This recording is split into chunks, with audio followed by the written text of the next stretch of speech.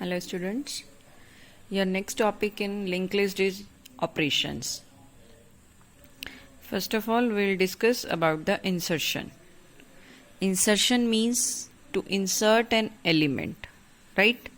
कि आपको एक लिंक लिस्ट गिवन है, उसमें आपने एलिमेंट को इंसर्ट करना है. एक बार खुद दिमाग में सोचो कि अगर हमें एक लिस्ट गिवन है, suppose this is your list, ठीक है, कोई भी एलिमेंट को इंसर्ट करना है, हमें कोई भी एलिमेंट को इंसर्ट करना है, तो हम कहाँ कर सकते हैं? या तो इस नोड से पहले यहाँ पे कर सकते हैं, या जो लास्ट नोड है उसके बाद कर सकते हैं, या कोई भी जो नोड्स हैं उनके इंटरमीडिएट बीच में कर सकते हैं, राइट?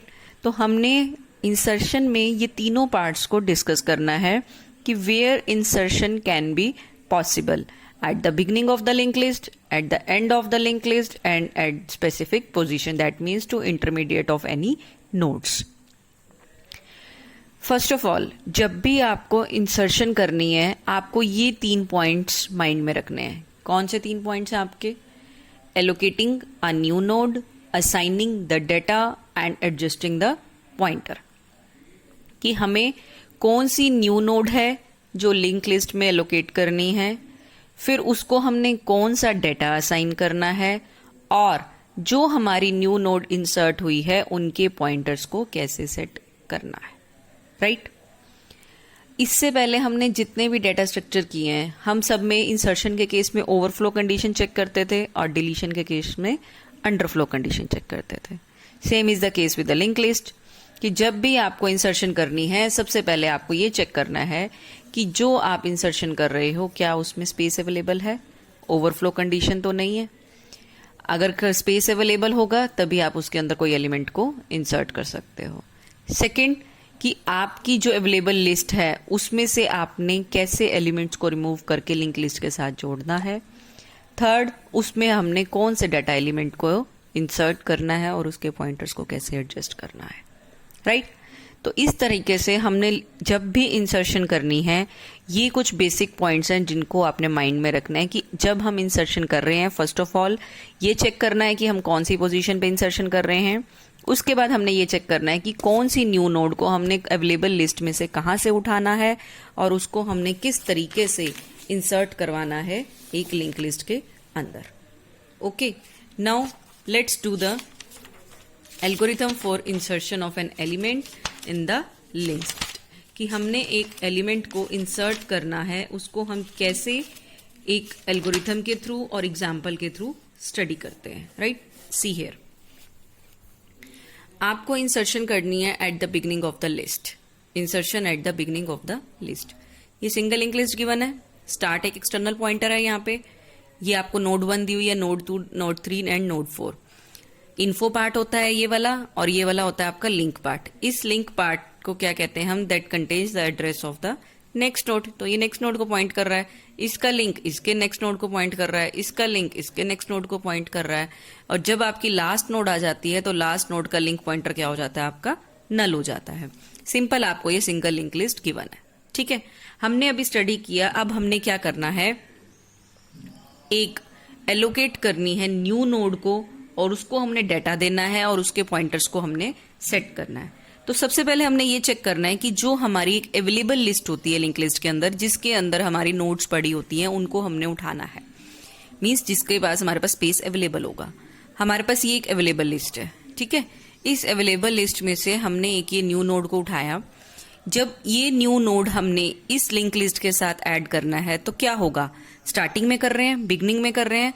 ये जो स्टार्ट पॉइंटर है, ये स्टार्ट पॉइंटर यहां से कट होके ये स्टार्ट पॉइंटर इसको पॉइंट करेगा, क्योंकि अब हमने इसको फर्स्ट नोड बनाना है.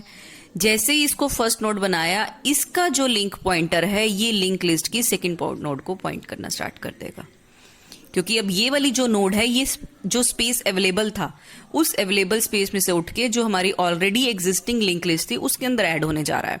तो जब इसके बिगिनिंग में हम इसको ऐड करेंगे तो हम क्या कहते हैं कि जो स्टार्ट पॉइंटर इस फर्स्ट नोड को पॉइंट कर रहा था, अब वो इस नोड को पॉइंट करेगा, और जो इसका लिंक पार्ट है ये इसको पॉइंट करेगा. तो नोड 1 ये बन जाएगी, ये node 2, node 3 and then node 4.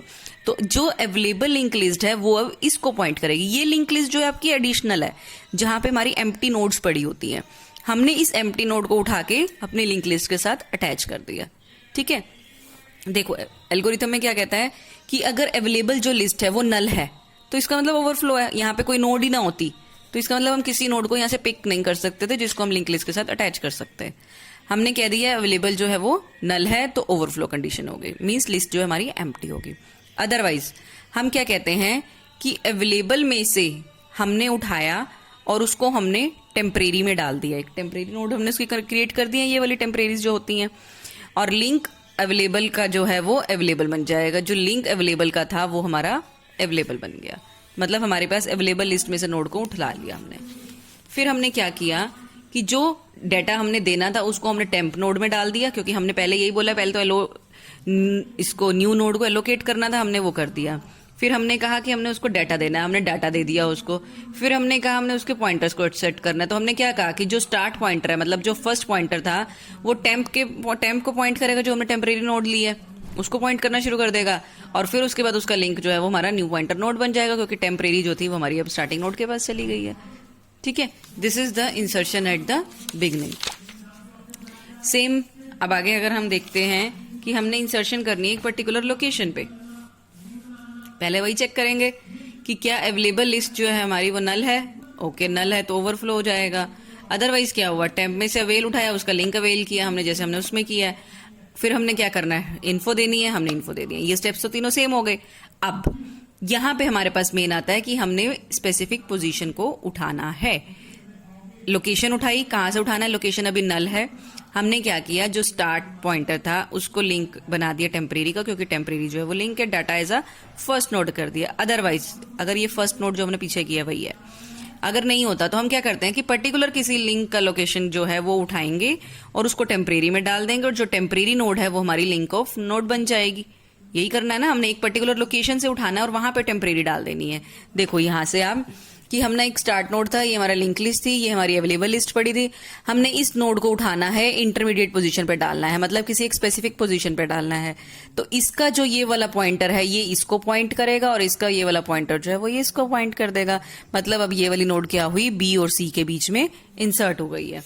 ठीक है, ये हम कैसे करते हैं कि हमने कैसे अब इसको उठाना है। देखो यहाँ पे बिगनिंग में डालना था हमने, मान लो ये लिस्ट एक गिवन थी, हमने 610 एक न्यू नोड डालनी थी। तो जैसे ही हमने 610 एक न्यू नोड डाली तो उसने क्या किया, स्टार्ट का जो फर्स्ट पॉइंटर था वो इसको पॉइंट करना शुरू कर देगा, और इसका जो लिंक पार्ट है वो नेक्स्ट नोड को पॉइंट करना शुरू कर देगा।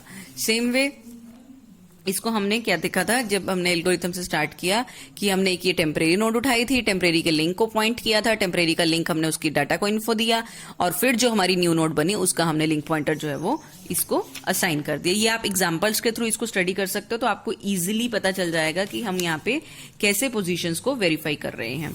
देखो अगर अभी हमने लिंक लिस्ट के एंड में डालना है, एंड में डालना तो ये हमारा नल पॉइंटर होता था, इसका मतलब अब हमने ये वाला नल पॉइंटर हटा के क्या करना है, टेम्परेरी नोड को देना है। हमने सिंपल एक लिस्ट ली, एक हमने ये वाले यहाँ पे 615 एलिमेंट को ऐड किया है। कैसे ऐड किया है कि टेम्परेरी नोड उठाई, टेम्परेरी नोड की हमने वैल्यू दी, असाइन कर दिया उसको डाटा, 615 उसका डाटा हो गया। उसके बाद हमने क्या करना है, उसका लिंक असाइन करना है। लिंक असाइन करने के लिए हमने क्या किया, उसको टेम्परेरी नोड को यहाँ पे इसको करंट नोड बनाया, और ये टेम्परेरी लिंक हमारा इसमें असाइन हो गया। ये आप इस तरीके से जब फिगर्स बना बना के करोगे तो आपको इजीली पता चल पाएगा कि आप कैसे कर रहे हो। ये देखो अब इंसर्शन एट स्पेसिफिक पोजीशन करना है।